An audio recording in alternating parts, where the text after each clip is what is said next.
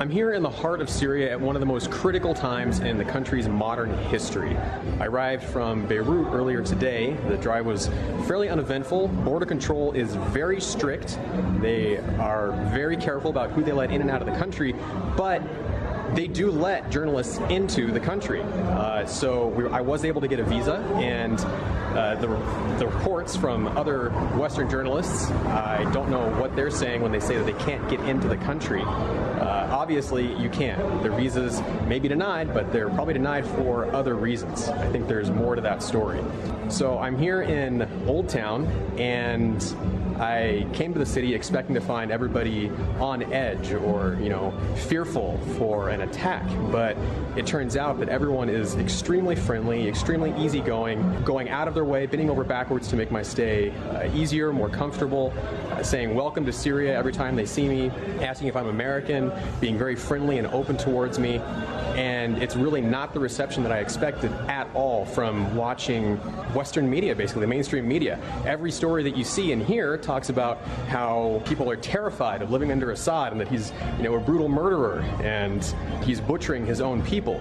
Well, that just isn't the case. I'm here and I'm talking to locals, I'm talking to people who actually live in Syria, in Damascus no less, the seat of Assad's power. And if these people were living here under this animal Assad, as President Trump calls him, they wouldn't be here. I'm in the streets and people are literally singing and dancing. Everyone seems to be having a great time.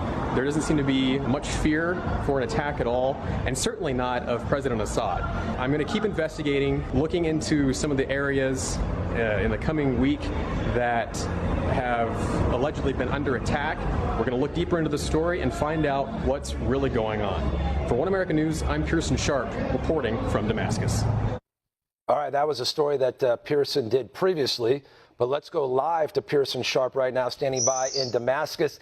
Pearson, the bombing happened about 4 hours ago. I assume you were sleeping at the time. Yeah, I actually was. I just finished posting that report that you just played. About 3 a.m. I got to bed, and about an hour later, I woke up hearing something. It sounded kind of like someone throwing a suitcase in the other room, but it kept going. And I opened the door, and you hear that kind of harumph kind of sound, and then you kind of know what's up. And that was a couple of hours ago. I was up here on the rooftop when that happened, and you could see the missiles flying back and forth. Some were coming from the east in that direction, and some were coming from the south, and a couple from over there in the west. The Syrian air defenses were shooting down, as we know now, a lot of the missiles. Reports say that maybe only 7 of UK, US, and France's missiles got through, if that many. And so it's not sure which one was which, but I'm up here now, and yesterday when I got to Damascus, it was pretty clear. You could see out to the horizon. There are mountains in the distance. And this morning, it's completely hazy. There's smoke everywhere, and it smells really strongly of sulfur, like 4th of July fireworks kind of smell. And it's pretty astonishing how quickly things can turn around. Pearson, for those of us who've never had the chance and never will have the chance to visit Syria, when the bombs and missiles started going off, were there sirens going off in the city? You obviously went out there to the balcony or the roof. What was the temperature like? What was the environment like there in Damascus when things started erupting? Surprisingly, it was really quiet. I've seen some videos posted by other journalists online that showed the sirens going off, driving through the middle of the city. I'm a little on the outskirts at this point. I don't want to give away my exact location, but there were no sirens from where I was, and most of the streets were pretty empty. It was 4 in the morning when this was happening, so it was pretty quiet at that point. Didn't hear a whole lot of what was going on. Trump came on and he said that this was in America's national security interests for us to attack these facilities. And it's pretty incredible that he could make a statement like that. I don't see how American interests are being protected by attacking facilities that, so far from everyone I've talked to, people, officials, there's no evidence of any chemical attack. We're still investigating. I don't know why Trump and the administration thought that they needed to attack before the investigation even got underway. Only a couple more hours and they might have had some answers. but it's a pretty astonishing situation. Obviously, you've been on the ground there for a day, a little under a day. You've met people there. You've been in the hotel. You've talked to employees of the hotel. Obviously, nobody wants to go on camera because, discretion is the top priority of a lot of people that are living there. But what do they say to you? How do they feel about the situation going on? Are they with the Allies? Are they with the U.S.? Are they with the Assad regime? What do they feel about this present situation going on in Syria?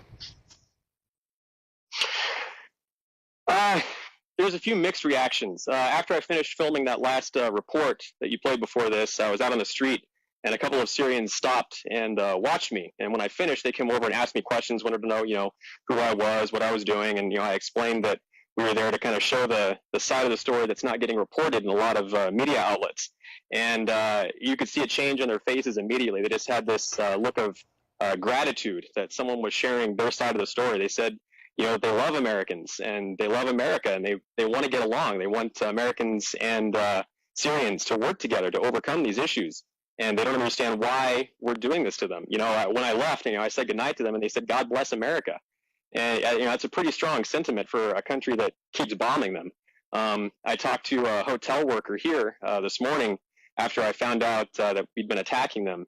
And, I asked him if his family was okay, and he said yes. And I said, I'm sorry. I'm sorry that we're attacking you. And his eyes welled up with tears. And, he put his hand on my shoulder and he said, thank you. He said, I appreciate it. Thank you. There was another guy here at the hotel. I asked him about it, and he laughed. He shrugged his shoulders and he said, oh, you get used to it. He said, it's been 7 years that we've been living like this, and, you just get used to it. And that was his attitude. So it's a whole range of emotions, but really, I think they've accepted that we're attacking them at this point, and they just hope, I think, at some point we will come to our senses and realize that, we need to fully investigate these situations before we run in with guns blazing. Pearson, we see so many pictures here in the U.S. of the infrastructure and the housing there, just absolutely in shambles. I see behind you everything looks intact. Have you done a lay of the land there? What does the infrastructure look like around there? Is it in shambles, or is it pretty much well maintained and it's only in particular areas that it's really bad? I think they take care of it pretty well. For the limited resources they have, a lot of buildings are very old, and so it's kind of hard to tell which buildings are just decaying on their own and which have been attacked. The area where I was filming yesterday, the guys I met with told me that I was practically standing on the spot where a mortar had fallen, and looking around, I couldn't see any damage. So I think they're quick to repair things, but it is an old city. Damascus is the oldest inhabited city in the world, and so it's going to show some signs of decay.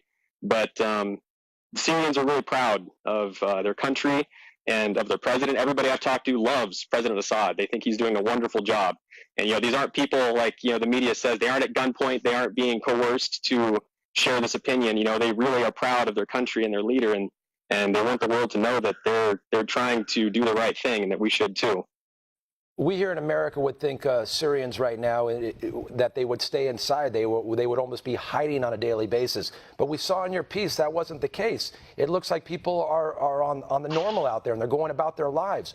What is their census? Are they going about their lives? Are they enjoying, or are they just out there enjoying with the apprehension of, okay, we just need to be aware if something happens? What did you gauge from the people there? So, like I said from that hotel clerk, it's been 7 years, and so you can either live in your home hiding the whole time, or you can go about your life and, just hope and pray that everything turns out okay.